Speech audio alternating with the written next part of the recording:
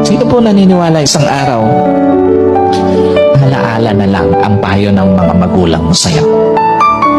At sino po naniniwala isang araw, yung nanay na kasama mo ngayon, maaaring katabi mo ngayon, yung tatay na kasama mo ngayon, isang araw, aalalahanin mo na lang din. Hindi kayo forever na magkasama. Kaya nga, lahat ng magulang hanggat kasama pa yung anak, gagawin ng lahat. Ipapayo lahat ng mabuti, paaalalahanan ng anak kasi alam niya, isang araw, iiwan niya yung kanyang mga anak.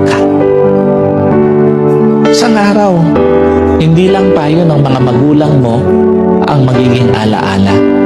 Kahit magulang mo isang araw, magiging alaala na lang sa buhay mo.